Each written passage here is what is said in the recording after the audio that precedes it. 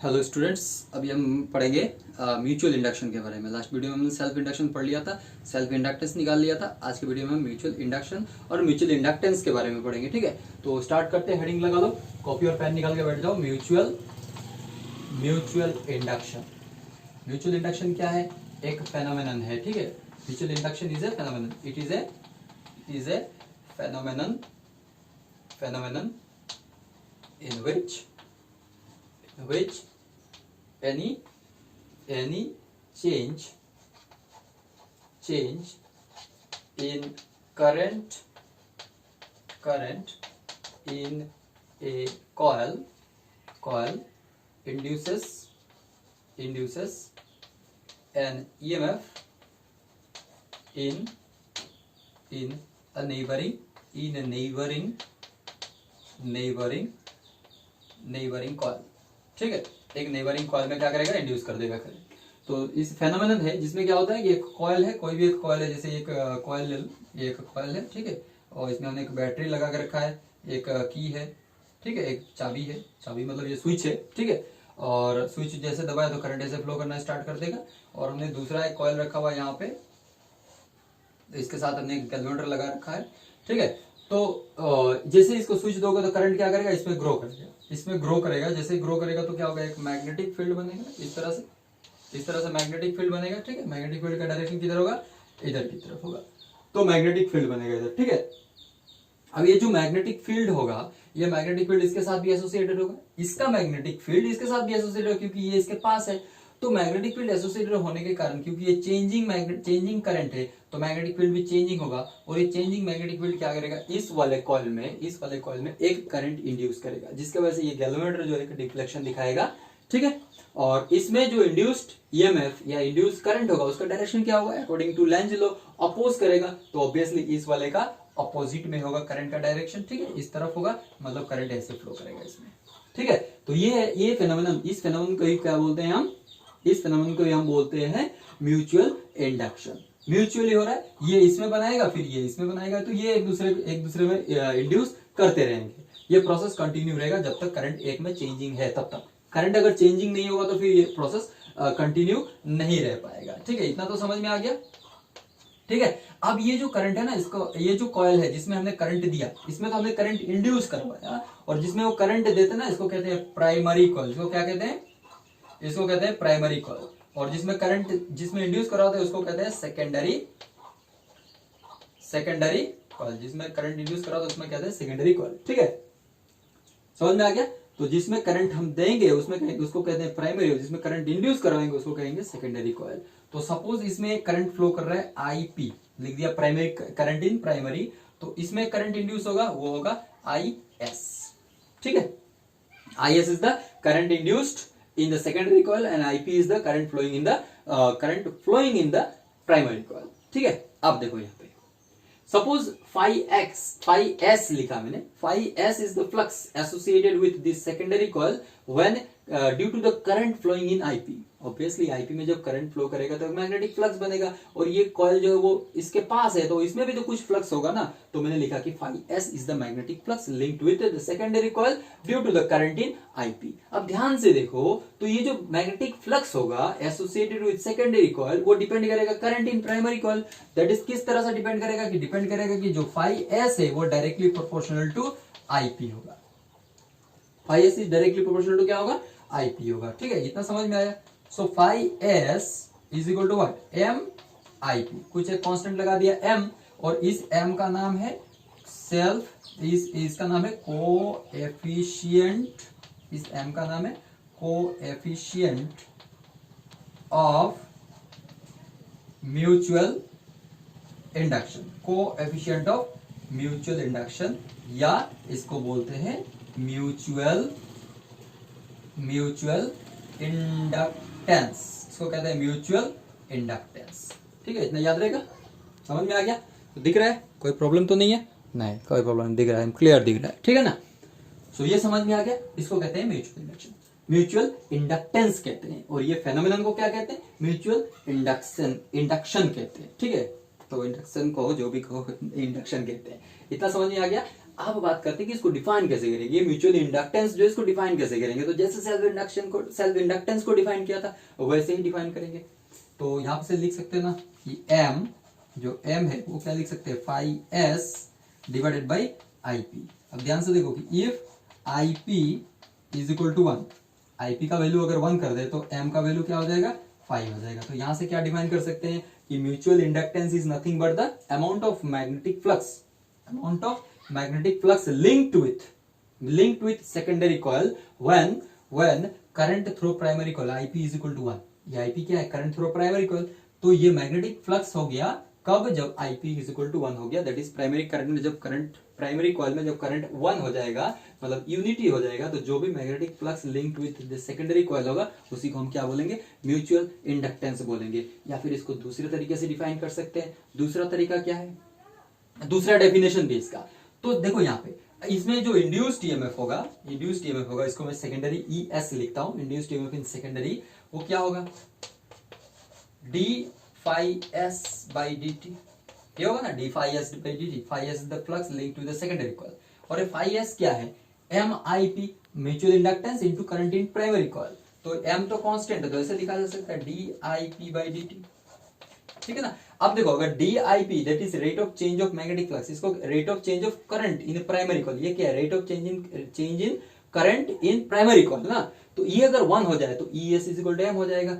If dIP dt is equal to 1 then m is equal to ES। तो इसको कैसे define, और एक तरीके से डिफाइन कर सकते हैं, इसको ऐसे भी डिफाइन कर सकते हैं कि it is the mutual inductance is nothing but the amount of induced EMF in the secondary coil, induced EMF in what, secondary coil, when the rate of change of current in primary coil is unity। इस तरह से भी define किया जा सकता है, ठीक है। अब इसका यूनिट क्या है, इसका यूनिट है, इसका यूनिट जैसे सेल्फ इंडक्टेंस का यूनिट था वैसे इसका भी यूनिट है हेनरी। इसका यूनिट क्या है, हेनरी। ऐसा यूनिट है हेनरी, इसको लिखते हैं कैपिटल H से, या फिर इसको लिखते हैं वेबर कैपिटल W है, वेबर पर एम्पियर, ठीक है, वेबर पर एम्पियर। जैसे उसका यूनिट था वैसे इसका भी यूनिट है, चीज वही है, ये सिर्फ म्यूचुअल इंडक्टेंस है और वो सेल्फ इंडक्टेंस था। समझ में आ गया, क्लियर हो गया। तो रब कर दूं, ठीक है, नोट कर लो, पॉज करके नोट कर लो, ठीक है। अब देखो ध्यान से, अब बात करेंगे हम, क्या बात करेंगे कि mutual inductance of two long coaxial, mutual inductance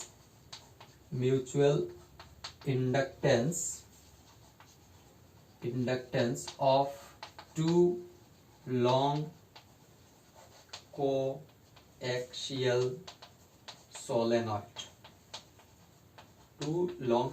solenoid, ठीक है। तो एनसीईआरटी में जैसा डायग्राम दिया ऐसा डायग्राम मुझे बनाना नहीं आता है, तो डायरेक्टली मैं बोल देता हूँ कि मुझे नहीं आता है बनाना, तो इसे मैं बनाऊंगा नहीं, मुझे कॉपी करना नहीं आता है, थोड़ा प्रॉब्लम होता है मुझे, ठीक है। डायग्राम से मुझे प्रॉब्लम होता है, सभी को प्रॉब्लम होता है, सर जी आप ही को नहीं, सभी को प्रॉब्लम होता है। तो mutual inductance of two long coaxial solenoids, तो हम सोलेनॉइड बनाएंगे टू लॉन्ग कोएक्सियल सोलेनॉइड्स। लॉन्ग कोएक्सियल सोलेनॉइड्स मतलब एक सोलेनॉइड के अंदर और एक सोलेनॉइड है, दोनों का एक्सिस कॉमन है। तो ड्रॉ करते हैं। तो ये हमने एक सोलेनॉइड बनाना शुरू कर दिया, ये मैंने ये सोलेनॉइड बना दिया, ठीक है। ये एक सोलेनॉइड है, इसको उल्टा रखा है, उधर उसका वायर है, ठीक है। दूसरा और एक सोलेनॉइड है, देखो दूसरा और एक सोलेनॉइड है जो इसके अंदर है, ध्यान से देखना। दूसरा क्या है, इसके अंदर है, ठीक है। समझ में आ गया। ये बड़ा वाला जो है वो क्या है, बड़ा है, और छोटे वाला जो है बड़े वाले के अंदर है। इन दोनों के बीच में एक्चुअली में प्रैक्टिकली क्या होता है, दोनों के बीच में गैप नहीं होता, बहुत कम, एकदम कम गैप होता है। एक के अंदर मतलब ऐसे सोच सकते हो कि एक वायर वाइंडिंग किया, फिर उसके ऊपर और एक वायर का वो वाइंडिंग कर दिया, वैसे ही। तो इसको हमने दो सोलेनॉइड मान लिया। ये अंदर वाला जो सोलेनॉइड है इसको मैंने S2 मान लिया, और ये बाहर वाले सोलेनॉइड को S1 मान लिया, ठीक है। इतना समझ में आ गया। इसको मैं डॉटेड कर दूं तो अच्छा रहेगा ना, डॉटेड कर दूं तो अच्छा रहेगा, समझ में आएगा क्लियरली। ये डॉटेड कर देते हैं, ठीक है। तो हो गया। ये डॉटेड वाला जो है वो क्या है, डॉटेड वाला जो है वो S2 है, वो अंदर है, ठीक है, S1 के अंदर है। देखो यहां पे ध्यान से, अब हम S1 में एक करंट देते हैं I1, ठीक है। S1 में करंट देते हैं I1। अब सोचो इन दोनों का लेंथ सेम है, दोनों का लेंथ क्या है, सेम है। N1 capital N1 is number of turns in S1, ये लिखना है, number of turns in S1 दिख रहा है, ठीक है। N1 is number of turns in S1 और N2 is number of turns in S2 मान लो, ठीक है। R1 रेडियस है, radius of S1, R2 radius of S2, ठीक है। इतना समझ में आ रहा है। इस तरह से इसका एरिया ऑफ क्रॉस सेक्शन, बड़े वाला का area of cross section A1 area of cross section जो है मतलब वही लिख रहे हैं, area of cross section of what, S1। इस तरह से A2 क्या होगा, S2 का एरिया ऑफ क्रॉस सेक्शन होगा, ठीक है। इतना लिख लिया, इतना समझ में आ गया। अभी लिख लेते हैं कि N1 small n1 number of turns per unit length, तो N1 को हम लिख सकते हैं N1 is equal to capital N1 by L, number of turns per unit length in S1। N2 को लिख देते हैं N2 by L, number of turns per unit length दोनों का सेम है, ठीक है। इतना समझ में आ गया। अब देखो, जब इसमें करंट आई देंगे ना, करंट आई देंगे, तो करंट जब आई देंगे तो जब करंट ग्रो करेगा सोलनॉइड में, जब करंट ग्रो करेगा तो क्या बनेगा, एक मैग्नेटिक फील्ड बनेगा। इस तरह से एक मैग्नेटिक फील्ड बनेगा, ड्रॉ नहीं करना है ये डायग्राम, ये नहीं ड्रॉ करना है, इस तरह से एक मैग्नेटिक फील्ड बनेगा, ठीक है। अब वो जो मैग्नेटिक फील्ड बनेगा तो क्या बनेगा, B1 बनेगा। मैग्नेटिक फील्ड क्या बनेगा, B1, और B1 का S1 के अंदर की बात कर रहे हैं, वे S2 को हम ध्यान में नहीं ला रहे हैं, ठीक है। S1 के अंदर मैग्नेटिक फील्ड बनेगा, B इज इक्वल टू कितना बनेगा, mu naught N1 current I1, यही बनेगा, ठीक है ना। इतना तो समझ में आ रहा है। म्यू नॉट Ni होता है, तो म्यू नॉट इसका नंबर ऑफ, बड़े वाले का नंबर ऑफ टर्न्स कितना लिखा है, N1, करंट इसमें I1 है, ठीक है। अब ये जो मैग्नेटिक फील्ड है, वो छोटे वाले के भी अंदर होगा, नहीं होगा क्या, बड़े वाले के अंदर छोटा वाला है, ठीक है। बड़े वाले के अंदर मैग्नेटिक फील्ड बन रहा है, तो ऑब्वियसली वो छोटे वाले के अंदर भी बन रहा है। इतना समझ में आ गया। Therefore, magnetic flux linked with second coil, phi2, magnetic flux linked with second coil phi2 is equal to क्या होगा, number of turns N2, magnetic field कौन, B1 ही तो उसके अंदर कौन सा मैग्नेटिक फील्ड है, B1 ही मैग्नेटिक फील्ड है, इनटू एरिया A2, उसका एरिया होगा A2, S2 लिखा है, एरिया मैंने A2 लिखा है, ठीक है। BA होता है तो नंबर ऑफ टर्न्स N2 है उसमें, दूसरे वाले सॉलिड में, ठीक है। तो ये फ्लक्स हो गया, ठीक है। इतना समझ में आ गया। ध्यान से देखो यहाँ पे, ये N2 क्या है, यहां से लिखो ना, N2 को लिख सकते हैं ना, ये कैपिटल N2 को क्या लिखते हैं, स्मॉल n2 इंटू L, तो लिख दे हम स्मॉल n2 इंटू L, लिख दिया। अब B1 क्या है, ये म्यू नॉट N1 I1, कोई प्रॉब्लम नहीं। A2 क्या है, एरिया ऑफ दूसरा, तो एरिया ऑफ क्रॉस सेक्शन कैसा होगा, सर्कुलर होगा, तो क्या लिख सकते हैं, पाई, उसका एरिया रेडियस R 2 स्क्वायर लिखा जा सकता है। अब थोड़ा इसको डिजाइन करके लिखे तो क्या लिख सकते हैं, म्यू नॉट N1 N2, ठीक है, I N1 N2, उसके बाद लिख सकते हैं ना पाई R2 स्क्वायर इंटू L, ध्यान से देखो, इंटू I1। कोई प्रॉब्लम नहीं है, कोई भी प्रॉब्लम नहीं होना चाहिए, ठीक है। अब देखो यहाँ पे, अब देखो ध्यान से, तो ऐसा भी तो लिख सकते हैं ना हम कि phi2 is equal to M21 I1, ऐसा लिखा जा सकता है। ये phi2 that is flux associated with second coil is directly proportional to what, current flowing in first coil, that is first solenoid। S1 में जो करंट फ्लो कर रहा है उसी की वजह से तो फ्लक्स एसोसिएटेड विद 2 जो है वो चेंज होगा, ठीक है ना। तो मतलब हम phi2 प्रोपोर्शनल टू I1 लिख सकते हैं, उसको हमने प्रोपोर्शनलिटी हटा के M21 लिख दिया। ये M21 क्या है, म्यूचुअल इंडक्टेंस है। म्यूचुअल इंडक्टेंस किसका है, mutual inductance of 2 with respect to 1, ठीक है, mutual inductance of 2 with respect to 1। तो कंपेयर कर लो इन दोनों को। अब इन दोनों को कंपेयर कर लो, इन दोनों को कंपेयर करोगे तो क्या मिलेगा, M21 इज इक्वल टू क्या मिलेगा, M21 is equal to mu naught N1 N2 L pi R2 square. ये हो गया mutual inductance of 2 with respect to 1, mutual inductance of 2 with respect to 1। Similarly अगर हम S1 में करंट नहीं देके S2 में करंट देते तो S1 का म्यूचुअल इंडक्टेंस क्या होता विथ रेस्पेक्ट टू 2, तो वो भी इतना ही होता। सिमिलरली ये करने का जरूरत नहीं है, सिमिलरली लिख देना, similarly mutual inductance of 1 with respect to 2 will be mu naught N1 N2 L pi R2 square. तो देखोगे कि ये दोनों क्या है, इक्वल है। Mutual inductance of 1 with respect to 2 and mutual inductance of 2 with respect to 1 are same.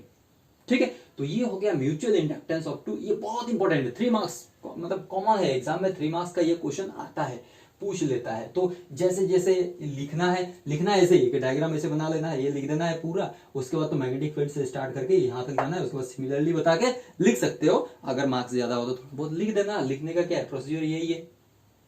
ठीक है, होगा, कोई प्रॉब्लम नहीं है। अगर नहीं आता, एकदम नहीं आता, मतलब सर इतना तक किसी तरह सीखा है, ठीक है, इतना तक सीखो, उसके बाद सिमिलरली लिख दो, काम खत्म। अब मान लो इसके अंदर कोई एक मैग्नेटिक मटेरियल डाल दिया है, तो क्या होगा, यहाँ पे चेंज हो जाएगा, म्यू नॉट की जगह पे क्या आ जाएगा, म्यू नॉट म्यू आर आ जाएगा, रिलेटिव परमिएबिलिटी अभी आ जाएगा। तो अगर हम डाल दें वहां पे, तो म्यू नॉट की जगह पे mu naught into mu R लिख देना है। ठीक है, क्वेश्चन में अगर बोल देता है कि ए magnetic material is inside this solenoid, then what will be the magnetic mutual inductance, तो यहाँ पे लिखोगे mu naught mu R N1 N2 L pi R2 square. ठीक है, R2 क्या है, R1 क्या है, उसको ध्यान से पढ़ना है तो समझ में आ जाएगा। ठीक है, अब बात करते हैं न्यूमेरिकल की। यहां से न्यूमेरिकल क्या आता है, ठीक है, रब कर दूं मैं, रब कर दूं, ठीक है, रब कर दिया मैंने। सर जी बहुत मजा आया ना, थोड़ा सा मजेदार टॉपिक भी है, बट थोड़ा एक बार गलती हो जाए तो पूरा गलत हो जाता है। ये एक बार अगर कोई गलती कर दे तो स्टार्टिंग में अगर कहीं मिडिल में अगर कहीं गलती होगा तो फिर वो नया से करना पड़ेगा, इसलिए बहुत कंसंट्रेशन देके इसको लिखना पड़ता है। ठीक है, तो न्यूमेरिकल करते हैं। न्यूमेरिकल के एनसीईआरटी का एग्जांपल करेंगे, एनसीईआरटी का एग्जांपल है, एग्जांपल करूंगा मैं। नंबर 1 एक एग्जांपल है, एक एग्जांपल ऐसा है कि एक स्क्वायर है, ठीक, एक स्क्वायर है 10 सेंटीमीटर लेंथ का, एक थोड़ा छोटा बना दिया मैंने, देखो यहाँ पे एक स्क्वायर है, ये मेरा स्क्वायर बन गया रेक्टेंगल, स्क्वायर जो है रेक्टेंगल बना दिया मैंने, कोई बात नहीं, इसको समझ लो कि ये क्या है, एक स्क्वायर है। ठीक है, जिसका साइड क्या है 10 सेंटीमीटर, इसको रखा गया है north east west plane perpendicular. East west plane मतलब ये ईस्ट है ये वेस्ट है, तो ईस्ट वेस्ट प्लेन ये हुआ, इसके परपेंडिकुलर रखा है, ऐसे रखा गया है, तो ऐसे मैंने रख दिया। ठीक है, ईस्ट वेस्ट प्लेन में परपेंडिकुलर रखा है, ईस्ट वेस्ट प्लेन में परपेंडिकुलर रखा है, और बोला है कि एक मैग्नेटिक फील्ड दिया गया है, तो ये नॉर्थ होगा, ये ईस्ट होगा, ठीक है ना, ये वेस्ट होगा, ये साउथ होगा। एक मैग्नेटिक फील्ड दिया गया है, मैग्नेटिक फील्ड दिया गया है 0.1 टेस्ला का, वो दिया गया है नॉर्थ ईस्ट डायरेक्शन में। नॉर्थ ईस्ट किधर होगा, ऑब्वियसली इधर होगा, नॉर्थ ईस्ट डायरेक्शन में। ये ईस्ट है, ये ईस्ट है, ठीक है ना, नॉर्थ ईस्ट ये होगा, ये होगा नॉर्थ ईस्ट। ठीक है, तो ये प्लेन, इसका जो परपेंडिकुलर टू प्लेन, तो वो ईस्ट की तरफ होगा, तो ये नॉर्थ ईस्ट के साथ कितना एंगल बनाएगा, ऑब्वियसली 45 डिग्री बनाएगा। मतलब ये समझ सकते हो कि यहाँ पे क्या क्या दिया हुआ है। देखो यहाँ पे तो क्वेश्चन में इसका साइड दिया हुआ है, इसका साइड कितना दिया, 10 सेंटीमीटर दिया है, तो इसका एरिया कितना होगा, इसका एरिया होगा L स्क्वायर होता है, साइड एक स्क्वायर का ऑब्वियसली L स्क्वायर होता है, तो L कितना दिया है, 10 सेंटीमीटर दिया है। 10 सेंटीमीटर का मतलब है 0.1 मीटर, उसका स्क्वायर कितना होगा, 10⁻⁻2 मीटर, 2 मीटर स्क्वायर। ठीक है, ये दिया। उसके बाद ये जो B है, मैग्नेटिक फील्ड है, वो 0.1 टेस्ला दिया हुआ है, 0.1 दिया है कि 0. देखना पड़ेगा 0. कितना दिया है, 0.10, ठीक है, 0.10 ही दिया है, 0.10 टेस्ला दिया है। ठीक, बी जो है 0.10 टेस्ला दिया है। ये जो एरिया है, एरिया वेक्टर, एरिया मतलब एरिया वेक्टर ऑब्वियसली ऐसे रखा हुआ है, तो एरिया वेक्टर किधर होगा, ईस्ट की तरफ होगा, और मैग्नेटिक फील्ड किधर है, नॉर्थ ईस्ट की तरफ है, तो एरिया वेक्टर और मैग्नेटिक फील्ड के बीच में एंगल कितना है, 45 डिग्री है। समझ में आ रहा है ना, क्योंकि नॉर्थ और ईस्ट के बीच में एंगल कितना होता है, 90, तो नॉर्थ ईस्ट और ईस्ट के बीच में कितना एंगल होगा, 45 ही तो होगा ना। So theta is equal to what, 45 degree. बोला है कि ये जो मैग्नेटिक फील्ड है ना वो चेंज हो रहा है, चेंजेस टू जीरो, मतलब जीरो हो रहा है, टाइम दिया हुआ है 0.0 मतलब चेंज इन टाइम दिया हुआ है 0.7 सेकेंड। 0.7 सेकेंड में ये जो मैग्नेटिक फील्ड है वो चेंज हो रहा है, और चेंज होकर 0.10 टेस्ला से जीरो हो रहा है। ठीक है, तो बोल रहा है कि इसमें ईएमएफ इंड्यूस कितना होगा, निकाल के दिखाओ। निकालो इंड्यूस ईएमएफ को, फॉर्मूला क्या है, E is equal to D phi by D T. तो यहाँ फाई तो दिख ही नहीं रहा है, तो पहले फाई निकालो। इंड्यूस ईएमएफ का फॉर्मूला क्या है, E is equal to D phi by D T. ये मैग्नीट्यूड की बात कर रहा हूं, अगर मैग्नीट्यूड नहीं निकालना हो तो माइनस लगाना पड़ेगा। ठीक है, कोई प्रॉब्लम नहीं है। तो change in magnetic flux, change in magnetic flux, flux है कहां, पहले वो तो देखो, फ्लक्स है कहां, फ्लक्स तो है नहीं सर जी, फ्लक्स तो दिख नहीं रहा आपको, तो पहले फ्लक्स निकालो। फ्लक्स क्या होता है, तो पहले इनिशियल फ्लक्स निकालो, क्योंकि चेंज बोला है कि चेंज हो रहा है, मैग्नेटिक फील्ड क्या हो रहा है, डिक्रीज हो रहा है, यहां से जीरो डिक्रीज हो रहा है। तो इनिशियल फ्लक्स कितना होगा, phi one is equal to B A cos theta. Theta कितना है दोनों के बीच में, 45 डिग्री। ठीक है, बी है कॉस 45, बी कितना है 0.10, एरिया कितना है 10 टू द पावर -2। ठीक है, कॉस 45 का वैल्यू कितना था 1/√2, तो √2 हो गया। ठीक है, कोई प्रॉब्लम नहीं है, तो हो गया ये, तो कितना होगा 10 to the power -3 divided by √2, ये 5 हो गया, ये क्या हो गया वेबर। ये क्या है, इनिशियल फ्लक्स से फाइनल फ्लक्स कितना हुआ, जीरो हो गया। मैंने बोला ना, इसका फील्ड अगर जीरो हो जाएगा तो ऑब्वियसली फ्लक्स भी क्या हो जाएगा, जीरो हो जाएगा। तो चेंज इन फ्लक्स कितना हुआ, 5 1 -0, मतलब इसको माइनस करके जीरो माइनस कर देंगे तो 10 to the power -3 divided by √2, और dt दिया हुआ है 0.7 सेकंड, 0.7 सेकंड लिख दिया। ध्यान से देखो, ये 10 टू द पावर -3 है, और √2 का वैल्यू कितना होता है 1.41 इंटू 0.7, मल्टीप्लाई करके देखो नीचे कितना होता है, तो 10 टू द पावर -3 है, नीचे इसको मल्टीप्लाई करो 717, 7 4 28, 8 कैरी 2, 71729 डेसिमल यहाँ पे लगेगा, तो 0.987, 0.987 को हम ऑलमोस्ट 1 लिख सकते हैं। तो इसका वैल्यू कितना हो जाएगा 10 टू द पावर -3, और ईएमएफ है volt, 10 to the power -3 volt हो गया। ठीक है, समझ में आ गया, 10 to the power -3 volt. EMF निकालना है, इसको मैंने 1 ले लिया, क्यों, क्योंकि 0.987 है, राउंड ऑफ करेंगे तो ऑलमोस्ट क्या हो जाएगा 1 हो जाएगा। तो इतना झमेला कौन करेगा, बेटर है कि राउंड ऑफ कर दो, क्योंकि 1 डिवाइडेड बाई 0.987 तो डिवाइड करने में दिक्कत होगा, तो बेटर है कि इसको राउंड ऑफ कर सकते हैं ना, कर सकते हैं तो कर देते हैं, क्योंकि 987 ऑलमोस्ट क्या है 1 है, तो इसको हमने नेग्लेक्ट कर दिया, तो 10 टू द पावर -3 वोल्ट हो गया। अब बोला कि इसमें करंट क्या होगा, इसमें करंट निकाल के दिखाओ, तो करंट में निकाल सकते हैं। करंट अगर ईएमएफ पता है तो करंट नहीं निकल जाएगा, निकल जाएगा। कैसे निकलेगा, रब कर देता हूं इसको। ठीक है, तो करंट क्या होगा, I is equal to EMF divided by resistance. Resistance दिया हुआ है, इसका रेजिस्टेंस दिया हुआ है 0.7 ओम। ठीक है, 0.7, तो ये हमको कितना मिला 10 to the power -3 divided by 0.7। तो बोलोगे सर इसको भी राउंड ऑफ कर देते हैं, राउंड ऑफ करने से 1 हो जाएगा, नहीं, ये काफी दूर है, 0.75 काफी दूर है। ठीक है, 1 से काफी दूर है, तो इसको राउंड ऑफ नहीं कर सकते, इसको डिवाइड करना पड़ेगा। तो डिवाइड कैसे करोगे, तो डिवाइड करने के लिए 10 टू द पावर -3 को 10 टू द पावर -3 रहने दो, और नीचे 7 है, 0.7 है ना, उसको 7 बना दो। 7 बनाओगे तो ऊपर क्या करना पड़ेगा, 10 से मल्टीप्लाई करना पड़ेगा। देख लो, क्योंकि एक डेसिमल हटाना पड़ेगा, तो ऊपर 10 से, नीचे भी 10 से। तो अभी 10 को 7 से डिवाइड करो, तो 10 को 7 से डिवाइड करो, कितना आएगा, 10 को डिवाइड करो 7 से, 7 1 7 और 3 0 4 टाइम्स 28 4, तो 40 लगा दो, 7 5 5 1.4 2, हाँ वही 7.14 लिखना, 1.4 into 10 to the power -3 ampere, ये हो गया 1.4 इंटू 10 टू द पावर -3।